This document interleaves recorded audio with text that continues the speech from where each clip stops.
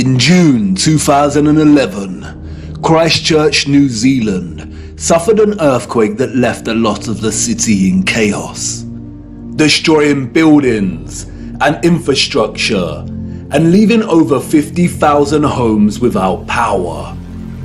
As a result, there were collapsed houses, ruptured water mains, flooding, and fires due to disrupted electrical lines. Due to the strong ground motions and intense shaking, part of the city experienced a strange phenomenon known as soil liquefaction. Sand boils emerged from asphalt roads, toppling and sinking cars, and causing boulders to fall from hills, resulting in more home damage.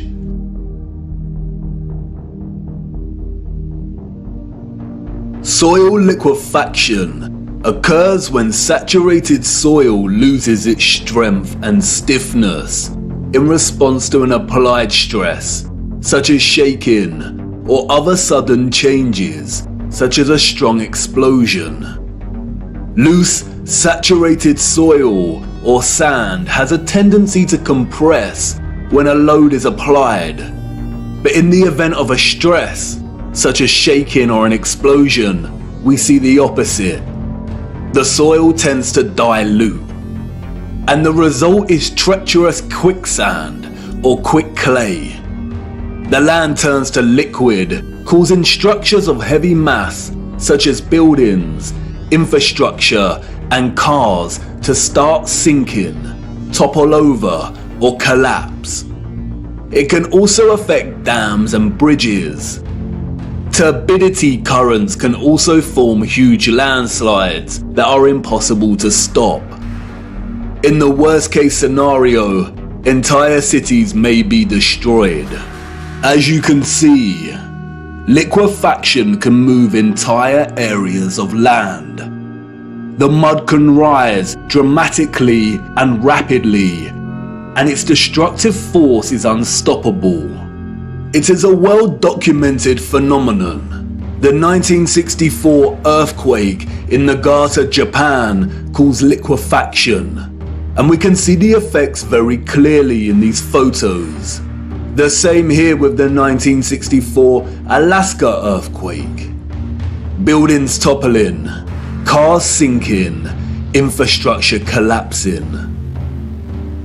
Once the stress has subsided, the soil begins to solidify once again, and we can see the aftermath. Uneven, muddy streets remain where there was once road paving. Returning to photographs of 19th century cities, we see a similar situation here. The roads are unrefined and full of mud. We see unsophisticated, uneven, coarse, and muddy roads everywhere against a backdrop of refined, sophisticated, and magnificent architecture. Could these cities have suffered the similar fate of soil liquefaction that we see in more recent times? Perhaps. But unfortunately, muddy roads is not enough evidence to base any conclusions on, is it? Children ask the most vital of questions, and adults, in their foggy stupor, usually provide the most unsatisfactory answers, often regurgitating learned nonsensical information that leave the child's imagination unfulfilled. Squelching along these muddy 19th century roads, observing their surroundings, a child may ask, why did they build the windows so low to the ground?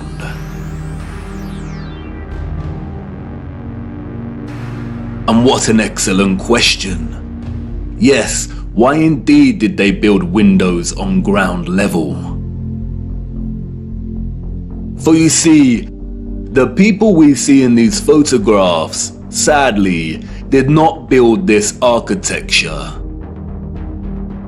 And maybe some of them, at some point in their busy day-to-day life, ask the exact same question. We see it everywhere. Windows at ground level.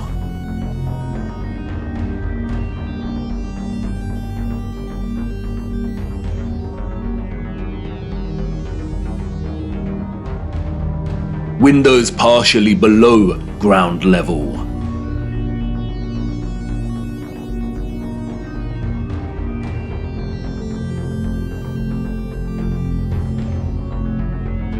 First floor entrances raised from the ground level.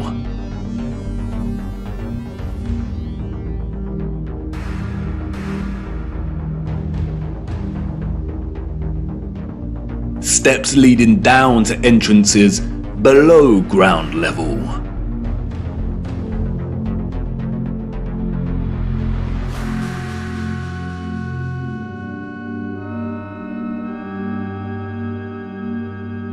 We can find this in almost every major city across our realm. In both old photographs and when we walk in the streets today. And what does it tell us? That a society with access to modest construction tools and horse and car constructed their infrastructure by first spending countless amounts of hours and energy clearing land with a depth of over 3 meters to begin their construction. Building basement floors is incredibly hard work. Since the 20th century, large powered excavation machines such as backhoes and front-end loaders have reduced the time and manpower needed to dig a basement dramatically as compared to digging by hand with a spade. Perhaps you could say that our historical ancestors were just that dedicated to the architecture they built. And you could say that many of the sunken buildings we see are actually due to elevations and depressions in the natural landscape. The official narrative, which is always full of inconsistencies, perhaps would suffice if it was not for contemporary excavation. When we look at photographs such as this, it immediately dawns upon us that what we are seeing are windows and doors 2 to 3 meters below the ground surface.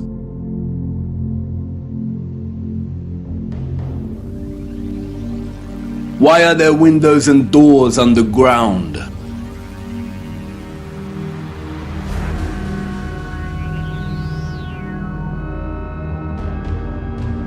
What is this that we see in our cities? Natural soil accumulation over time? Geologists have never been able to ascribe a consistent value to worldwide natural topsoil accumulation, because it is impossible. Some regions of our realm experience consistent topsoil accumulation, whereas other regions actually experience consistent erosion.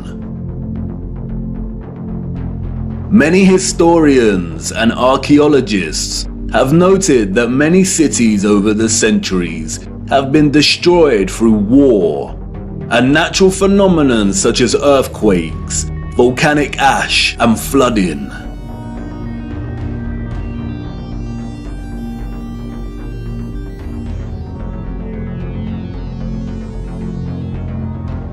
Aren't these just the layers of previous civilizations?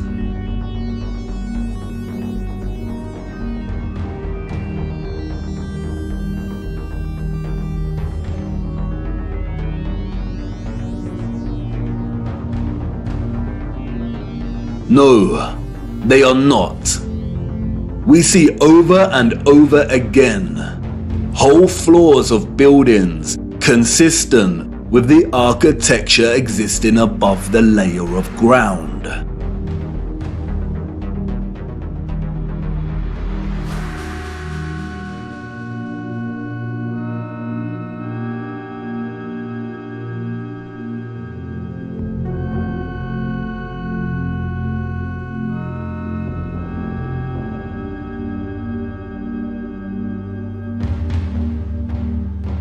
You see, what lies beneath is not the unfamiliar traces of previous generations, but of the same generation that built these structures. And once you really see this kind of sunken, buried infrastructure that exists in such prevalence across our world, you can never unsee it.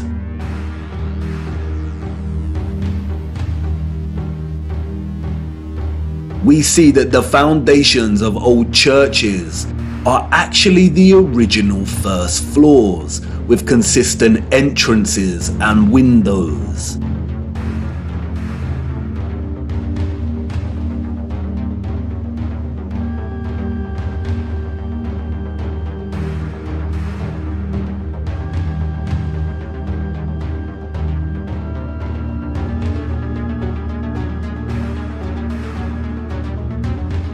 We see mosaics unearthed.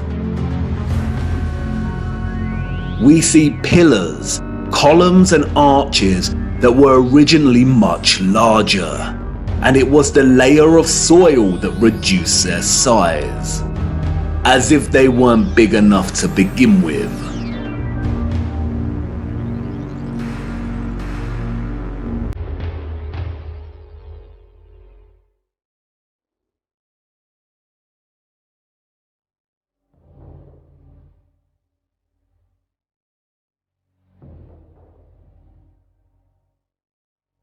And like with the 1964 earthquake in Nagata, Japan, we also find many so-called ancient structures that are leaning, as if at some point the soil beneath these structures loosened and liquefied. We have the Sehrzan Church Tower and Our Dear Lady at the Mountain Church Tower in Germany, the Tiger Hill Pagoda in China, the Leaning Tower of Neveyansk in Russia, the Leaning Temple of Huma in India, Oud Kirk in the Netherlands, the Tower of Zaragoza in Spain, and, of course, the Tower of Pisa. The official liars of the world try to justify the buried and tilting structures we see, filling our heads with stories of antiquity and ever-changing geology.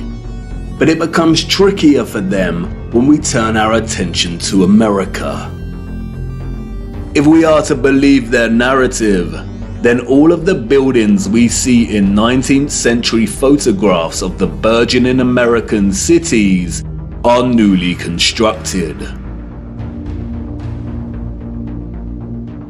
Why do we see famous structures, such as the Washington Capitol building, with consistent infrastructure that buries very deep into the ground? And again, the inconsistencies do not add up. Why would an underdeveloped people waste resources, energy, and time constructing the foundations of the Capitol building to be consistent with the column style we find above the surface? The foundations did not have to feature columns. Columns, we are told, are a stylistic choice, not a functional one. So why would they do this? In a nutshell, they wouldn't.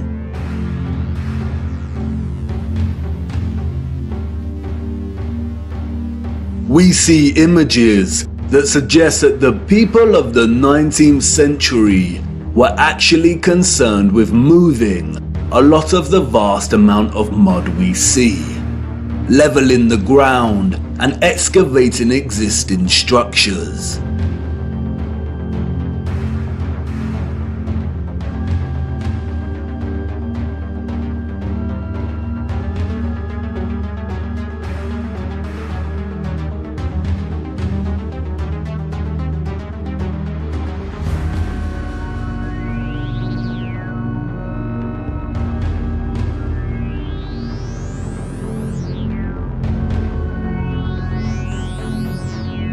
The consistency and prevalence of buried architecture across our realm indicate that whatever happened was a worldwide event, despite regional differences in natural topsoil accumulation and erosion. And there is no official narrative explanation that justifies the buried architecture we see.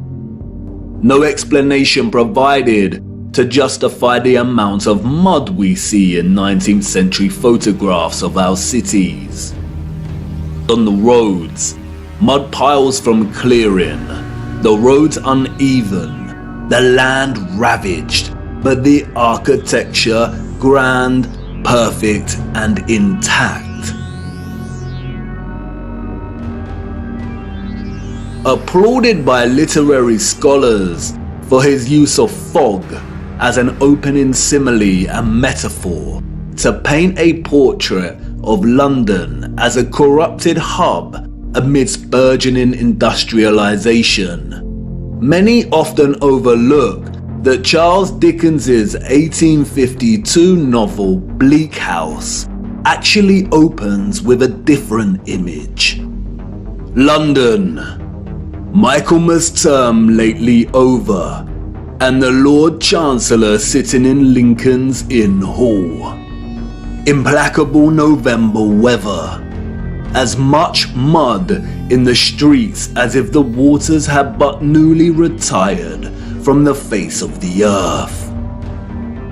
Liquefaction caused havoc across Christchurch and the Garter, but these were isolated earthquake events, and only portions of each city were affected.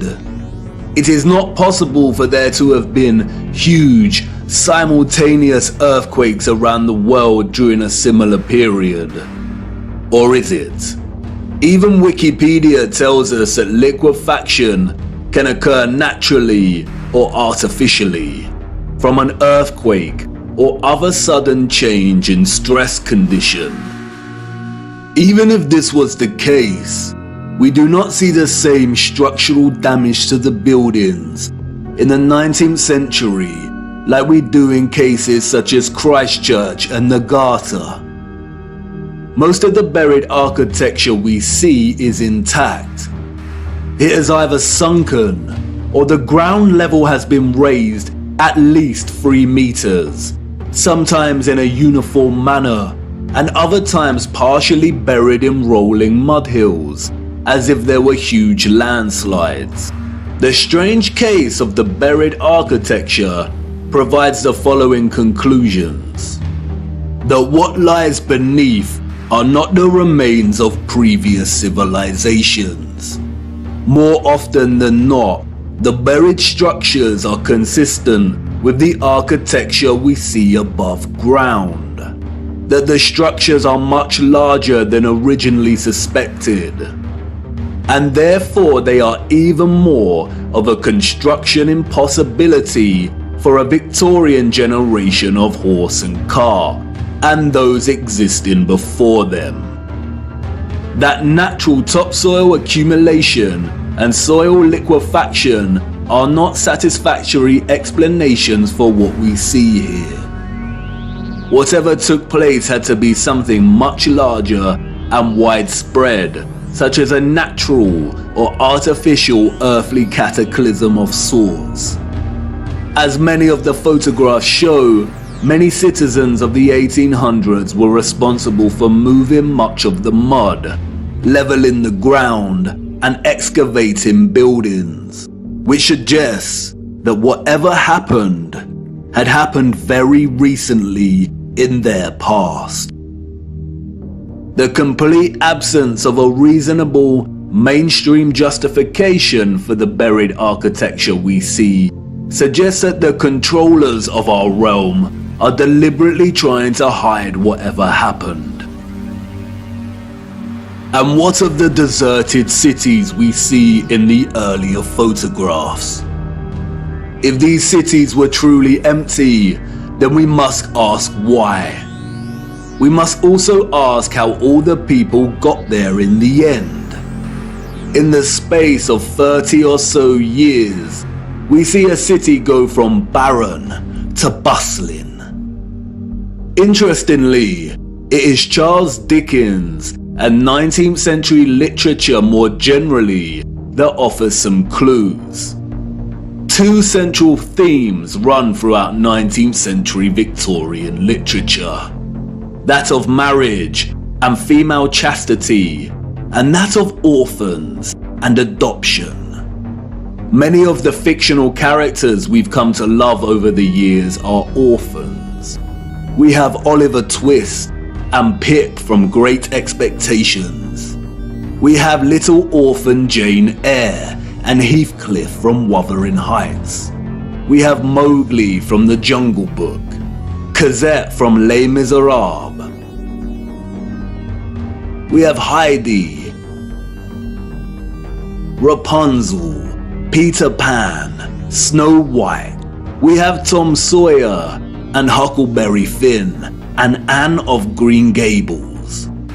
And these books were of their time as far as orphan prevalence goes. The only issue is that these novels romanticize the orphan as a figure dislocated from society by default, and therefore pave their life's path as one of unforeseen opportunity. This was not reality.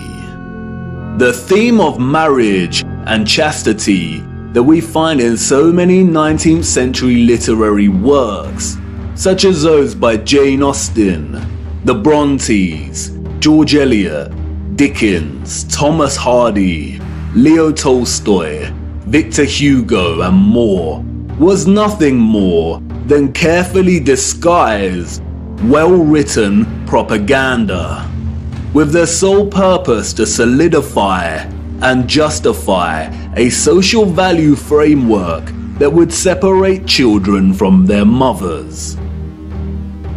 Children born outside of marriage or wedlock were regarded as illegitimate, meaning they did not have a legal status.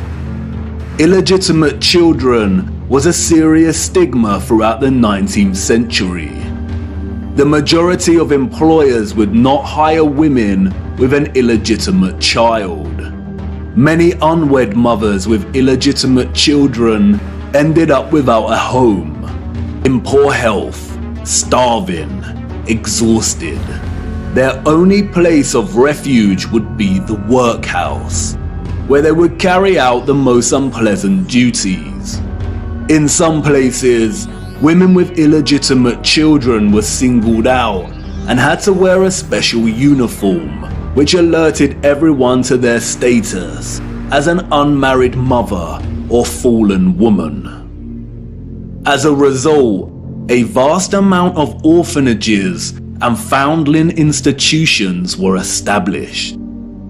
This is the London Foundling Hospital that was very active in the 19th century. Look at the size of it. Charles Dickens was obsessed with this place. Inspiration, they say. The official narrative tells us that an estimated 4,500 women handed over their children to this huge building. But this was just one institution.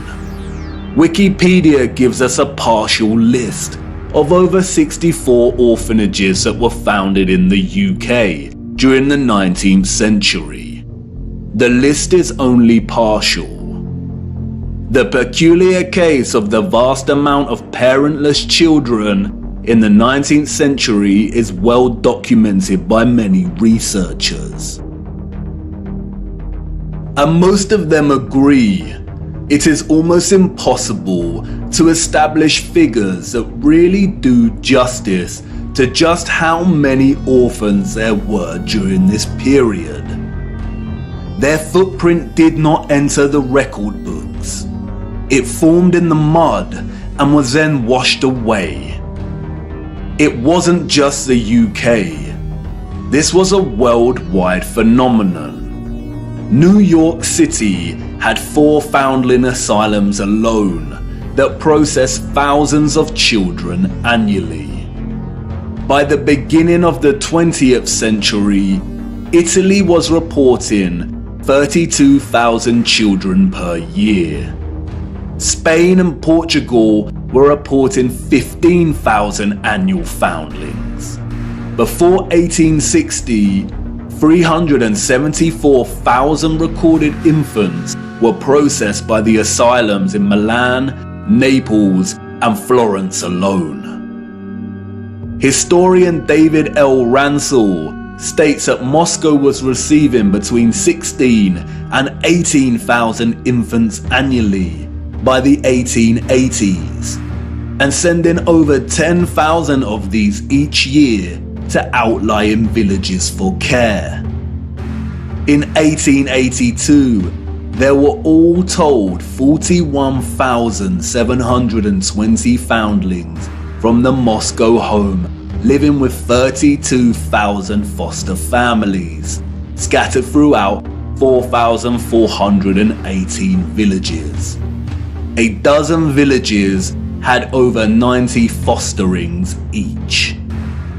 One thing that is often overlooked is that there were a series of laws passed in the 1800s, making it almost impossible for unwed mothers to keep their babies. The 1833 Poor Law Reformation introduced bastardy clauses that shifted the entire responsibility for the illegitimate child onto the mother. Social stigma meant that she would not be able to provide care for her child and would be forced to hand them over to the authorities, or worse. Advertisements for adoption or nurse care became popular in newspapers. And, as many scholars have pointed out, these were a front for what was termed baby farmers, or paid murder. As Dorothy L. Haller states, the adverts may have been misleading to the general public, but read like a coded message to unwed mothers. No references are asked for, and none are offered. The sum of 15 shillings a week to keep an infant or a sickly child was inadequate, and a sickly child and an infant under 2 months were the least likely to survive and the cheapest to bury. Infants were taken, no questions asked, and it was understood that for £12 no questions were expected to be asked. The transaction between the mother and the baby farmer usually took place in a public place, on public transportation, or through a second party. No personal information was exchanged. The money was paid, and the transaction was complete. The mother knew she would never see her infant alive again. Most children, however, were not murdered, but were dropped off at the doorsteps of orphanages or the workhouse. All children taken into these institutions were given entirely new identities. They were provided for with shelter, food, and clothing temporarily, and then sent off to workhouses or another location. Photographs in the 19th century were scarce, but towards the end of the century we see more photographs, and the last continent to experience such mass exodus of orphans was the United States. And it is here that we see evidence of the orphan trains. The first group of these orphans arrived in Michigan in 1854, and from that moment on, the movement shipped hundreds of thousands of children across the states until it ended in 1929. Officially, there were over 97 institutions involved in orphans and orphan trains in the 19th century. And again, this was not just the United States. Annie McPherson will go down in history as a woman who scammed more than 100,000 foundlings and shipped them from the United Kingdom to Canada, New Zealand, and South Africa, and even to the outer edges of the earth in Australia, so that they could be sold into child labour. Why do we see so many photographs of orphans in workhouses? Why are they working with machinery created for adult use? Were there not enough adults during this time to carry out this work? And then there is the strange case of the burgeoning American amusement parks at the turn of the 20th century. In addition to rides and exhibits, many of these parks featured an unusual attraction: infantoriums.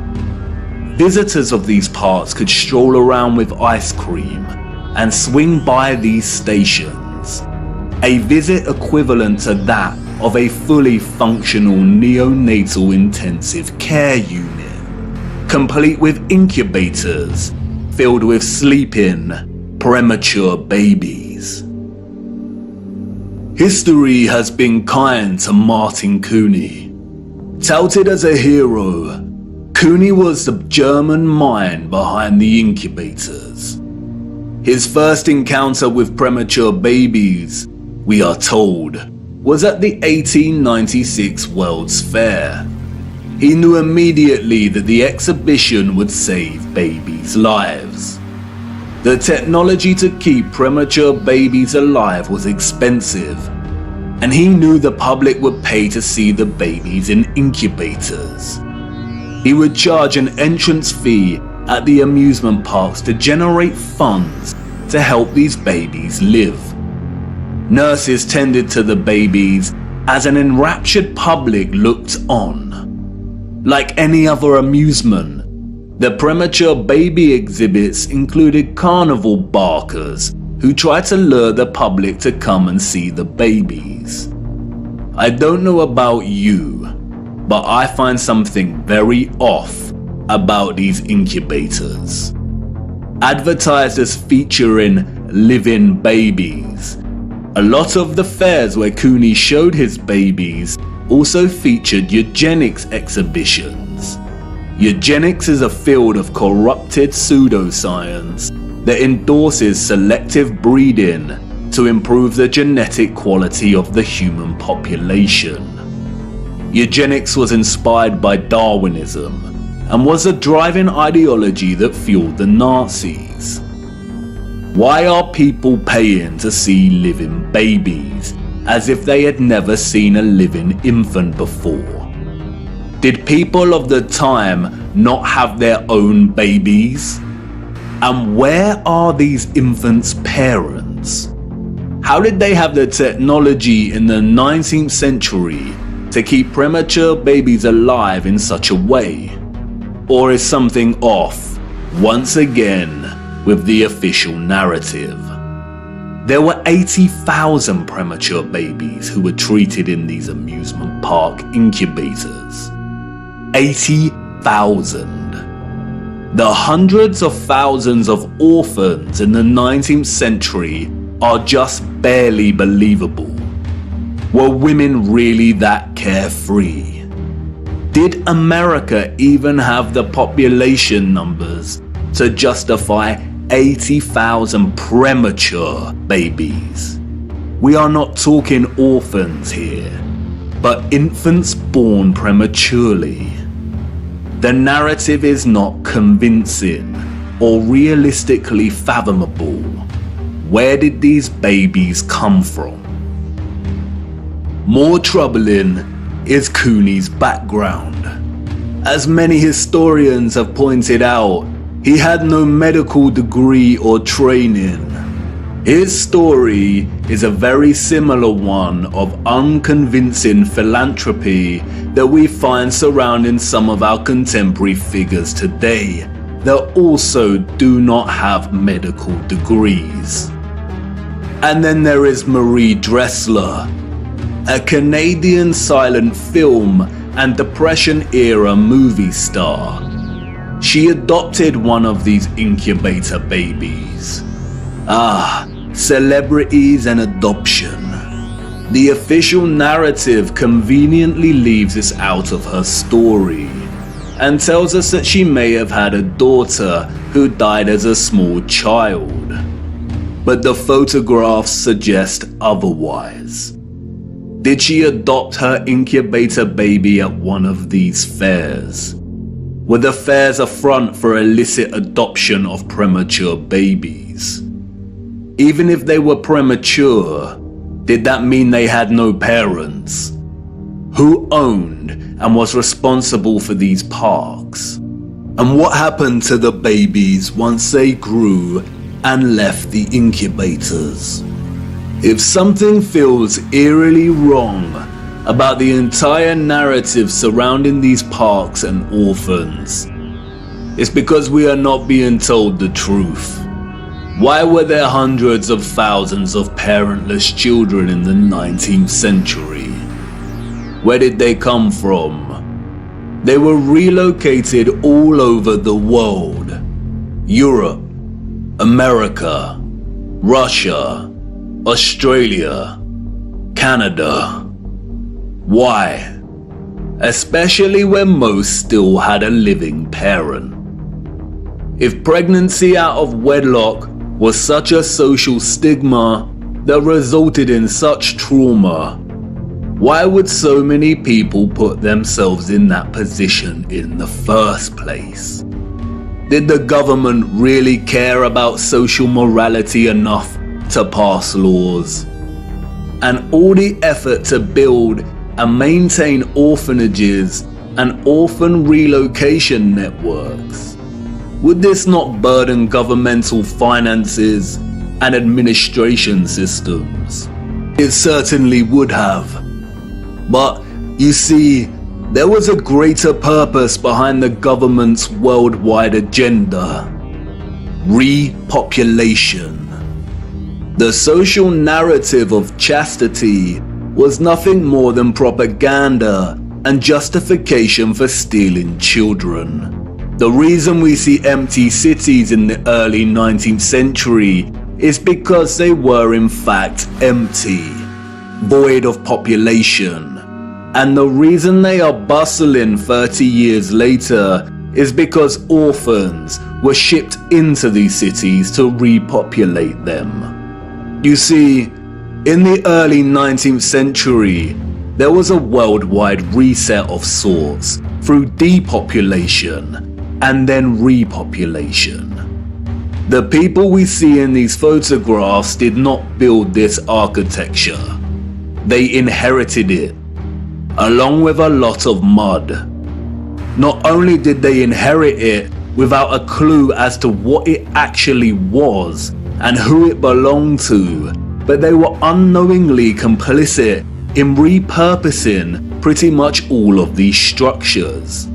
I know, none of this is making much sense at the minute. You are probably wondering why on earth these cities were empty and full of mud. What happened that meant governments needed to repopulate the earth? And I know what you're thinking. This is all very intriguing, but what does this have to do with flat earth? You want to know more about the firmament, the sun and moon, and our stationary plane. Do not worry. Everything will become clearer as we continue our journey. The prevalent evidence of buried infrastructure, coupled with deserted cities and a burgeoning industry of orphans, is just a start. These are all necessary clues, hinting at some kind of cataclysm, but the real story hasn't truly begun yet. The stage had to be set first, and now it is ready. And even if you cannot see it yet, I know you feel it, viewer. The deserted cities, the buried architecture, and orphans all signal a looming darkness. There is a great black cloud in front of us, and I won't lie, we are heading right into the heart of it. And like I said before, we do not have much time. Come on, it's time for me to honor my promise and take you back to the future.